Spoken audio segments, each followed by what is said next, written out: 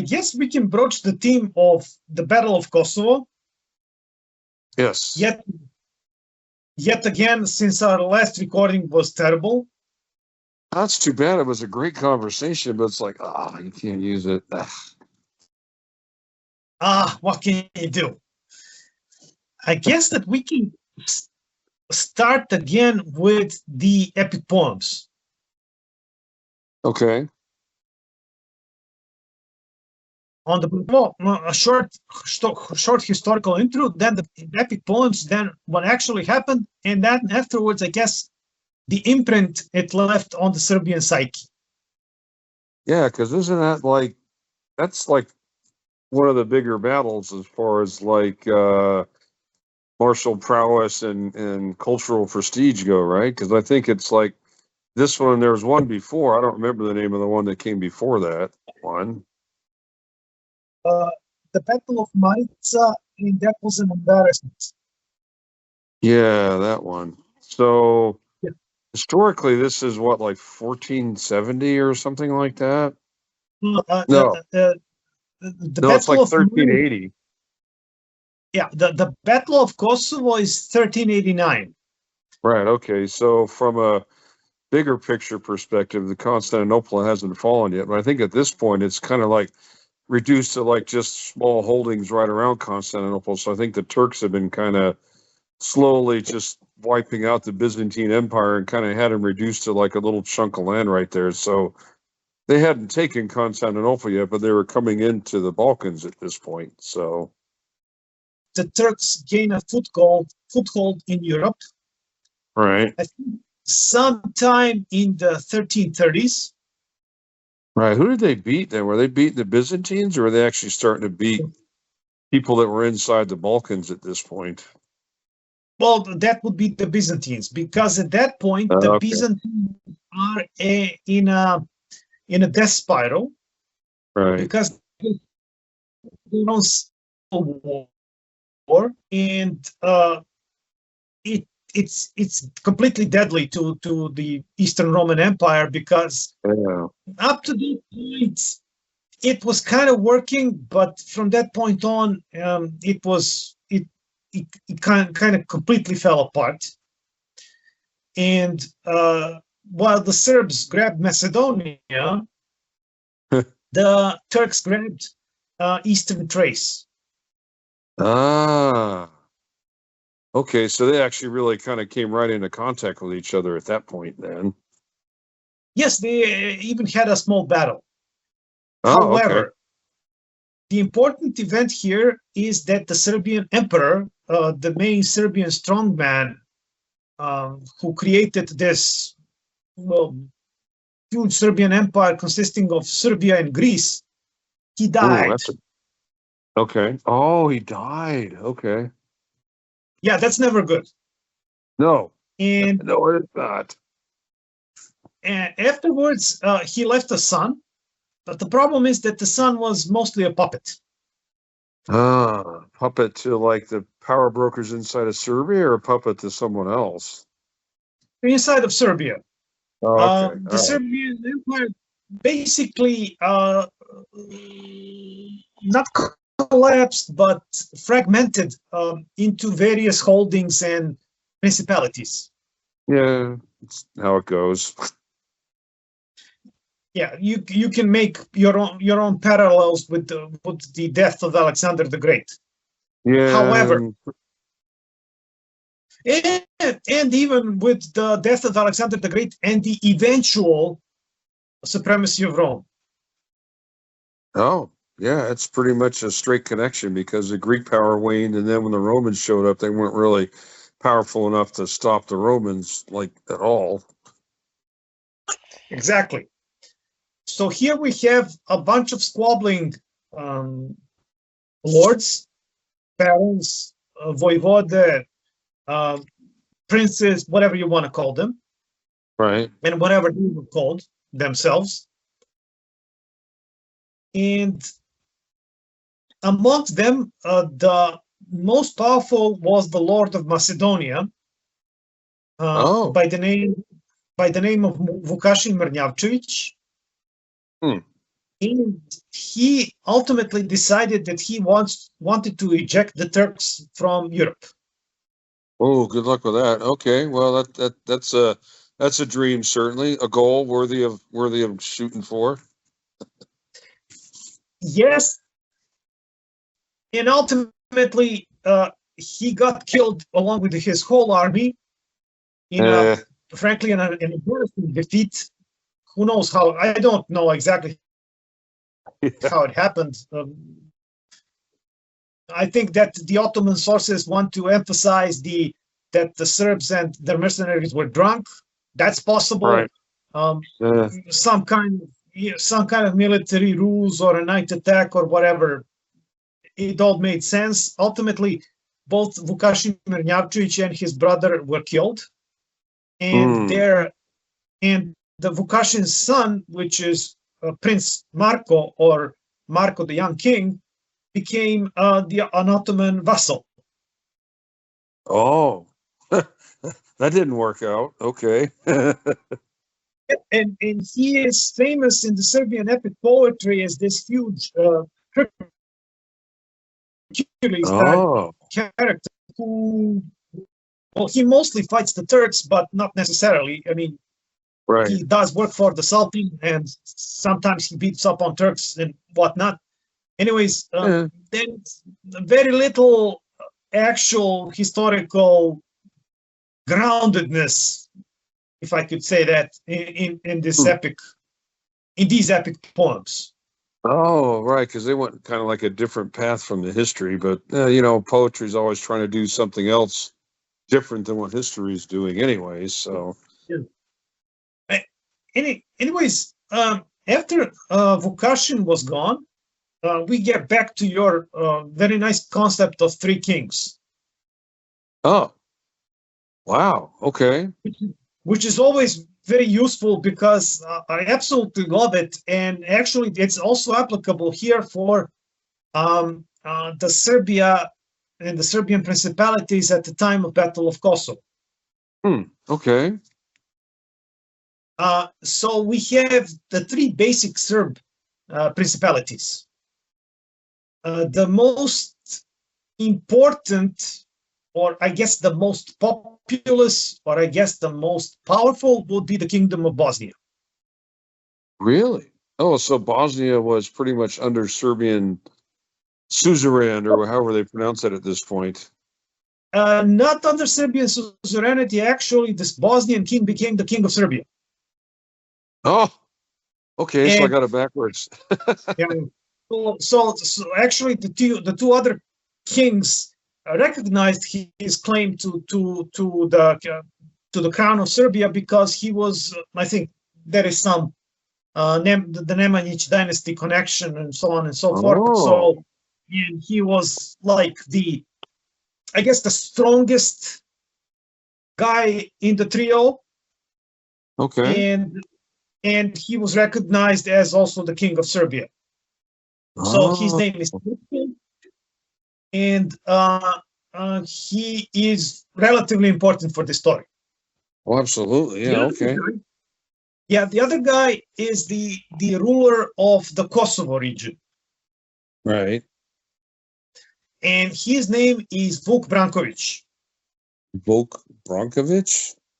Yeah, exactly. Okay. So if we make a parallel to the first triumvirate in Rome, Tvrtko from Bosnia would be like Pompey.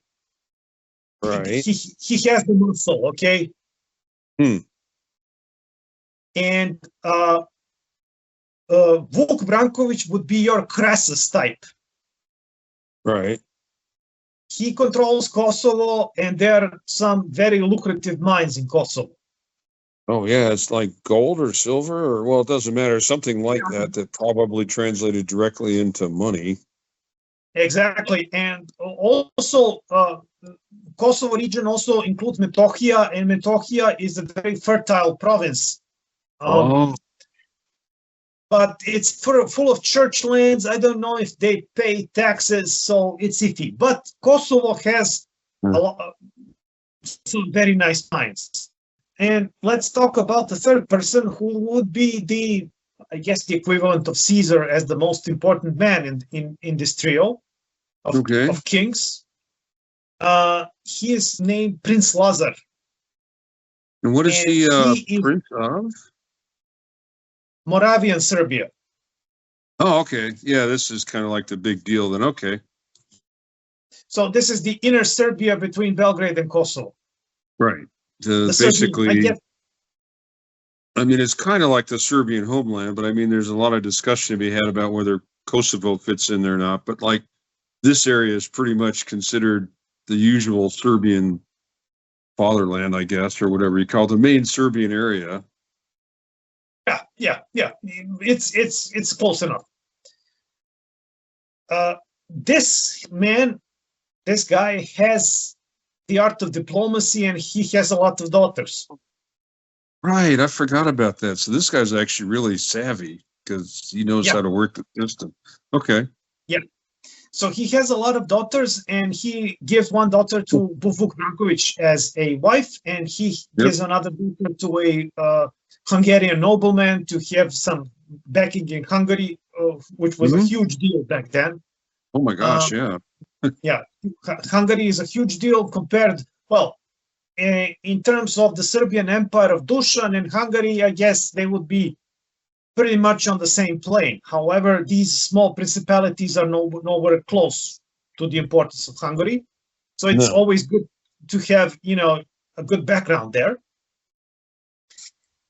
And what happens now is that in these, I guess, 20-odd or 20-odd years between the Battle of Marica and the Battle of Kosovo, these Serbian principalities sometimes are vassals of the Turks, but they sometimes fight with them. And Okay, so the Turks didn't just like blow through there. It's actually a long campaign then, really. Well, it's simply that the Turks are always, grabbing another piece of territory all of the time. Yeah, that's kind of what they do. Slowly expanding. Yeah. Things come to a head in 1389, and these three main Serbian princes or main allies, or the three kings, make an alliance.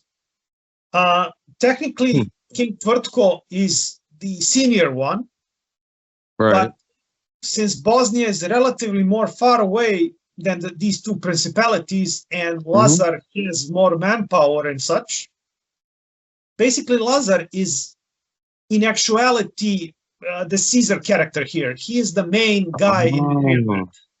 Okay. Opposed to them are the Turks, with Sultan Murad and his two sons, Bayazid and Yakub.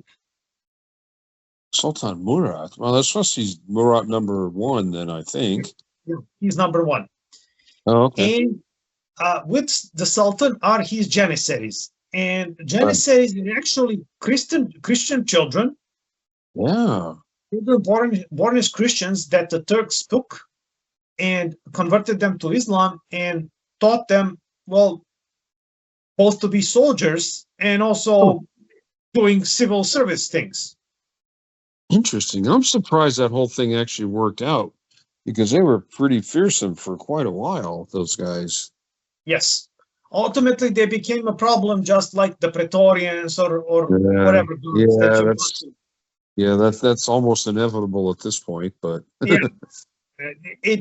these things happen.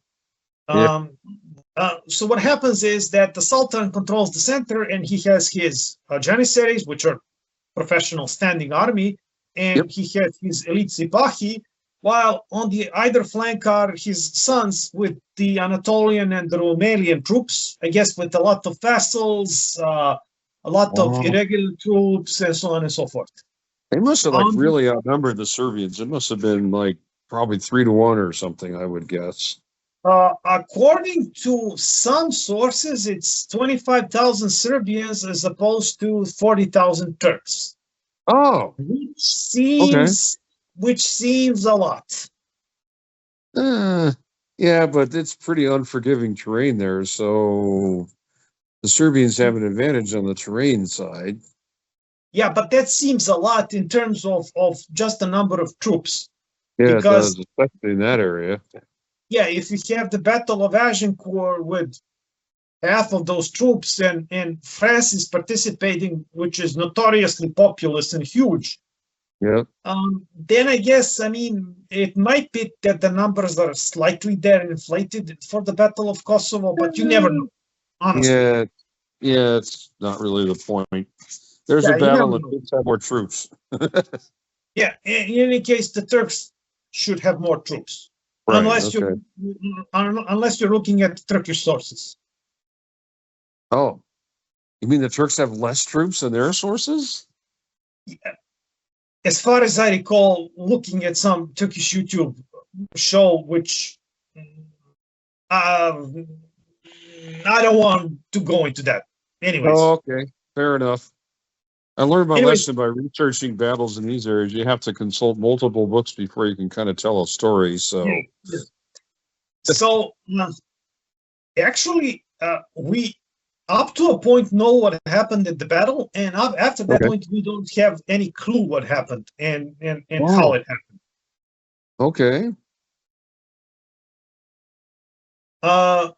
And the important thing about this battle is that it caused a complete tectonic shift in the Serbian epic poetry and the Serbian mythology and in the Serbian mind and the Serbian psyche. Really? Okay. So when you look at these epic poems that are connected to this battle, yeah, you see several motifs. Okay. First of all, King Tvrtko kind of disappears. Wow. Okay. And the guy that replaces him is called Miloš Obilić,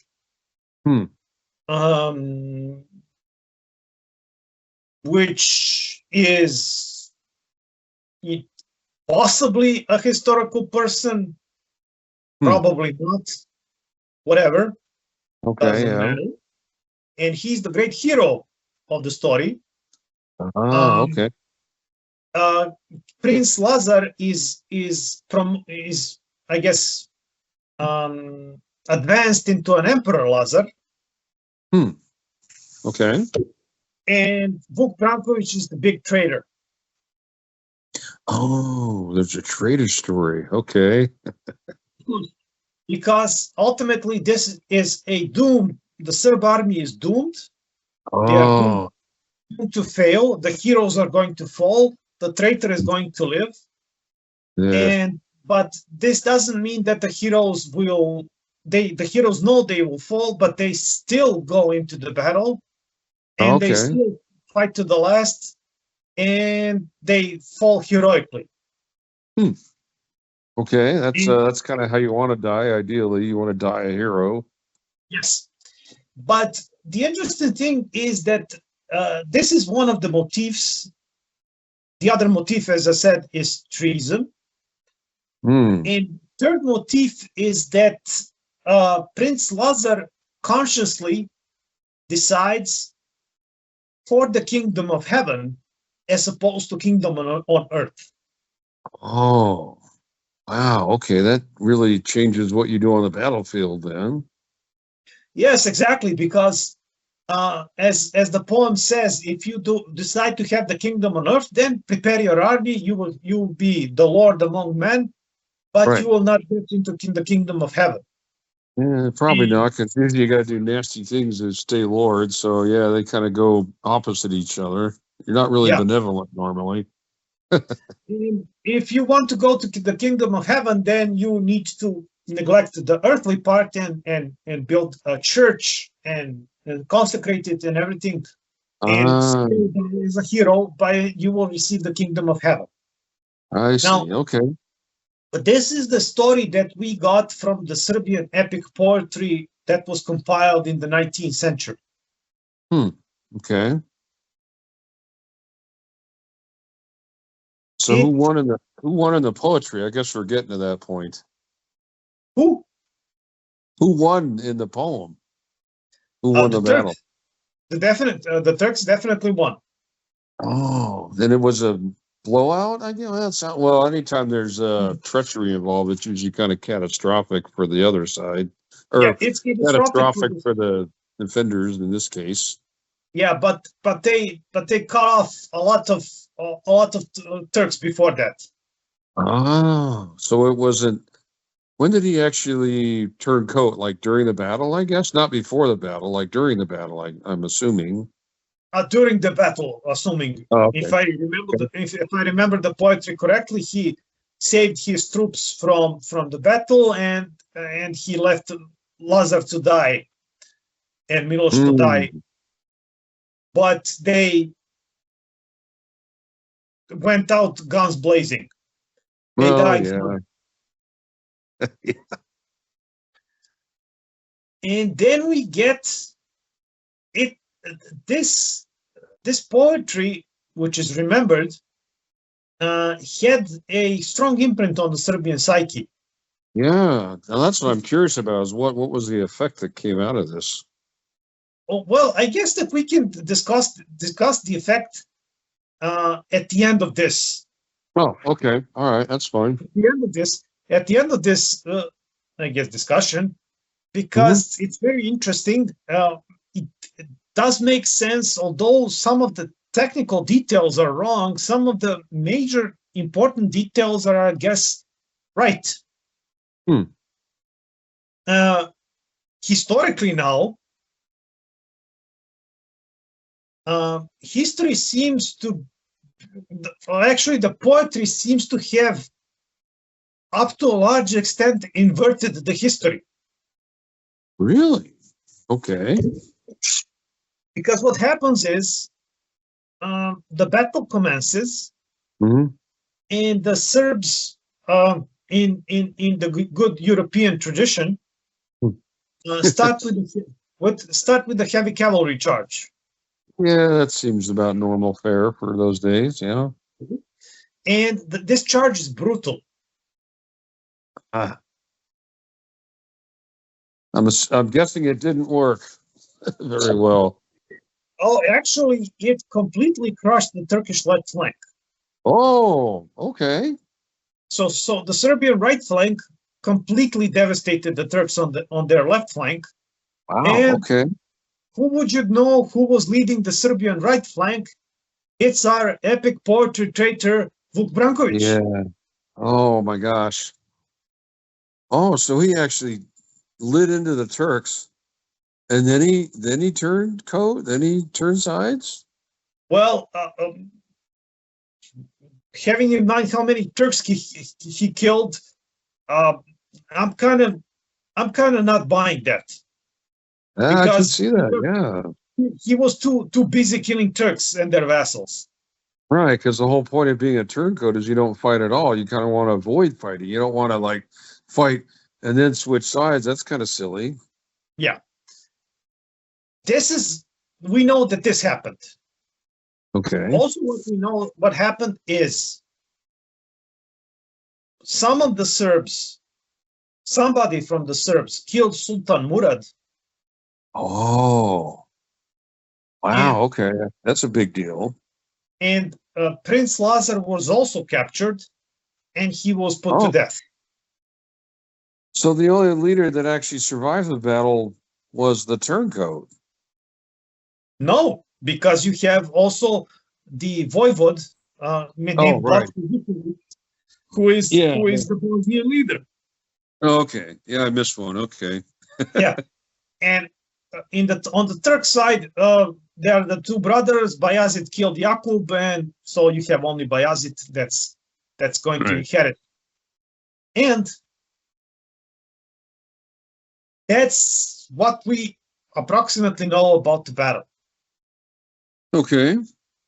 We know that both sides suffered heavy casualties, and actually we know that after the battle, some people behaved in a very interesting way. Okay. First of all, the Turks packed up their things and went back to Adrianople. Oh, right. Yeah. Okay. So they didn't really lose, but they didn't, whatever happened, they didn't press their advantage. Well, because they lost their emperor, so they kind of had to withdraw based on that. I mean, that's kind of what you do. You lose your big guy, you go back and you regroup. Or you lost. The other possibility. Okay. As far as the Serbian side, the Bosnian king bragged about his victory. Okay. And also, he received congratulations on the 12 knights that pierced the Turkish lines and managed to kill their sultan. Oh no. Okay. And this the big traitor Vuk Branković wanted to continue the fight against the Turks and continued the fight against the Turks. What? How does that work? Well, maybe he wasn't a traitor. But then again, maybe he was. You never know. And maybe he wasn't. First of all, I see. So all of these strands point to either a draw. Yes. Or maybe a slight Serbian victory, maybe. Yes. But now the real question is, did this guy actually traitor or not? It almost seems like he didn't. To me, that doesn't make any sense whatsoever. Yeah, I agree with you. Because why? I mean, if you traitor, normally what happens as an end result that you wind up having to live in that country, like you'd have to live in Turkey, because you can't live in Serbia anymore. They're going to kill you. So you do your thing, and then you move to Turkey, or if the Turks really win, you might get rewarded some province or something. But yeah, you don't turn coat and then turn around and say, yeah, well, let's keep fighting the Turks. That doesn't even make any sense. That doesn't make any sense whatsoever. There is a party that turns to the Turks. And that party is the widow of late Prince Lazar. Oh, okay. And Prince Lazar's son becomes a vassal to the Turks. But this is probably caused by an impromptu Hungarian invasion after the battle. Oh, geez. On top of everything else. Yeah. Well, Moravia, Serbia was headless, so I guess somebody wanted to nick some land, but it was a bad idea nevertheless. Yeah, but I get it. If you're, this was kind of like Tactics 101 back in those days. If the guy on your border you're kind of mad at, you're fighting a war with, then he goes fighting a war on a different border, it's time for you to go fight a war on the border that you used to fight at because he's probably not there anymore. So it's like, yeah, okay. Anyways, the interesting thing about this story is people remember this battle as the fall of Serbia, which it wasn't, technically speaking. Serbia survived survived for some 60 years afterwards. Yeah. Yeah, there were still chances, but Serbia would never be, even before this battle, after the Battle of Marica, which is not remembered, also probably because it was a wipeout. You don't want to remember embarrassing stuff. Yeah, like you don't hear poetry about Pearl Harbor. That doesn't happen. It's a day that will live in infamy, Yeah, that's about it. Nothing more than that. Yeah, but the impact on the psyche is very, very interesting because of the messages that the epic poems try to convey. Oh, okay. So there is that sense of you being doomed. Right. And even despite of this, you'll still fight. Oh, so a fatalism, as it were. Yeah. So okay. It's never a question of it's an interesting passage from the poem is when Prince Lazar is deliberating. He says it's never important. It's not important to me what kind of a force I'm facing. To me, it's only important what I'm trying to protect. Oh, interesting. So this is kind of the beginning of like you fight for your country regardless of the situation. This is kind of the beginning of that. It's like you're just fighting, which actually, if I'm correct, that served the Serbians pretty well because they've been in this situation over and over again for quite some time now. Yes, because fighting against seems to be our doom, I guess, or our, I guess, preferred dish, because aside from fighting the Ottoman Turks, we had the fight against Austro-Hungary, fight against the Third Reich, and fight against NATO nowadays. So I guess the only people you didn't fight was Russia. You didn't really fight the Russians. No, not really. No. They have the huge honor of the only ones not actually bombing us. Well, technically not bombing us from the air. Actually, it's kind of funny because they're the only, considering the Russian track record, the fact they didn't bomb you is kind of amazing because they pretty much bombed everyone else around them. They just didn't bomb Serbia. Well, yeah, but it's Serbia does have a connection, which is a cultural connection with the Russians, and that's also one of the part of the reasons why the Westerners hate us. But this is one of the nuggets of wisdom from the Serbian epic poetry is that you never look at the odds. Yeah, that's exactly what it is. I mean, you just, we don't care about odds. We're going anyways. That's funny. That's actually kind of the underlying point of like the Star Wars movies. It's like, yeah, we're outnumbered, we're outgunned, we don't care, we're going anyways. Yeah, never tell me the odds. Never tell me the odds. That's it. That's it exactly. Yeah. Don't tell me the odds. I'm going anyways. Although I'm afraid if our church fathers understand that I'm making parallels between the smuggler and a gambler and the holy prince or emperor. Yeah. It's not going to go down. Hopefully you don't get in trouble for that. Yeah, hopefully. But it's simply ultimately, well, both that Han Solo ultimately becomes the major good guy who was supposed to get killed bravely in a battle. Also, Prince Lazar is going into a battle. He's going to get killed, but he's going to a battle nevertheless. He's not going to bow down and give up. He's going to fight. It's funny how strong that story is in different cultures, and I'm willing to bet that any culture has a little bit of martial history, probably has the same sort of story in it, something like this. It's just for the Serbians, it goes way back, like, wow, is it like 600 years ago? Holy cow. That's like 650 years ago. So it's like a really long tradition that you have. Very cool. When you look at it, it's well, it's not an offshoot, but it does have similarity with the Thermopylae. Absolutely. That's the same thing in Sparta. Well, was that Sparta against the Persians or Greece against the Persians? I guess it's all of Greece against the Persians, but yeah, it's the same story. Interesting. So you can actually trace it. You could trace that back to this one battle, because prior to this, they didn't really have an identity as a military power, I guess. The Serbs? Yeah.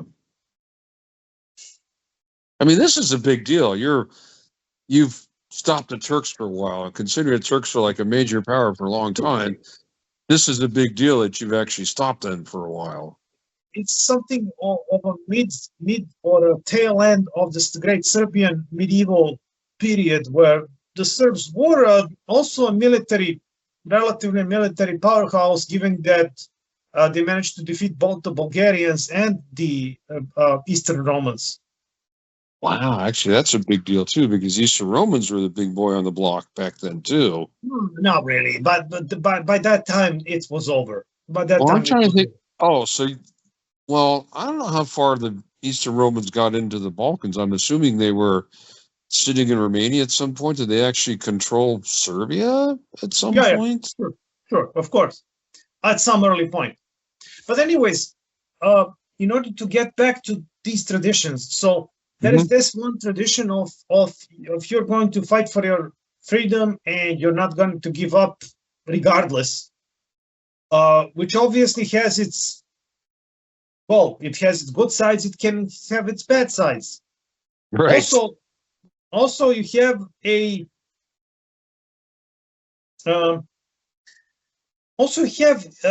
motif of the traitor. The Vuk Branković of the epic poetry is practically nothing like the historical Vuk Branković, as far as we can see. Yeah, they don't seem to be two different people. Yeah, it might be partially based upon his son, who I see, who betrayed the great Hungarian hero János Hunyadi, but who was ultimately doing stuff in Serbia when he was not invited. So it's a betrayal. But nevertheless, it might be connected to this, but it's not. It's not the important. The person is not the important. The principle is, and it does is when you look at these nuggets of folk wisdom. Okay, first of all, you're going to always fight against the odds. Second of all, you should fight for a good cause. Obviously, you shouldn't be fighting for the kingdom of earth. You should be fighting for the kingdom of heaven, meaning that ultimately you're not supposed to go into empire building and taking other guys' stuff. You should be trying to liberate your own and live in freedom. And the third part is you're always going to have a traitor. That's kind of sad, but they really seem to pop up all the time in these situations. Yes, because this is also true because Serbia is not the empire. Okay, Serbia is a small country that is not very rich. You're always going to have empires with more money. Right. And people will be drawn to that, and the empires will be able to bribe somebody. Yeah, they'll always be able to bribe somebody. They can always pay money to get somebody to switch sides. That's almost okay. So you got to be careful about this too. And, okay, these are the things that were derived from the Kosovo myth, and sometimes these things are sometimes this myth comes out and the Serbs shine through, like in World War I. Yeah, where they fought against the odds and still prevailed with horrific casualties. That's an amazing story right there. I don't actually know that one very well. At some point, we may have to have a couple episodes on that, but not right now. This is interesting right now, but sometime I'd like to hear about the Serbian World War I story. I don't know much about it right now. I actually know more about the Balkans War prior to that than I know about World War I, which is kind of weird. We'll discuss it. No, don't you worry, because this is our greatest generation. Oh, absolutely. And which managed to achieve the unthinkable and liberate not just all the Serbs, but all the South Slavs. Yeah, actually, that's a big deal. Yeah. Maybe I'll do that for a reading assignment, but for now, okay, well, thank you. That was a really good breakdown of that. That's actually I feel like that's like the first of many little blocks that come into place here, because what are you thinking about the next thing you wanted to talk about? I mean, if you want, we can talk about World War One. But actually, we may as well. I had to prep that one a little bit, but that actually might be a good excuse for me to prep it, because I don't really know much about it. I just know the Austrians didn't get too far, and by the time they got their stuff together, it turned into a really big battle. All right, you have a good evening. I know it's got to be, holy cow, it's time for you to go to bed. I will talk to you next time then. Take care. Thanks a lot, buddy.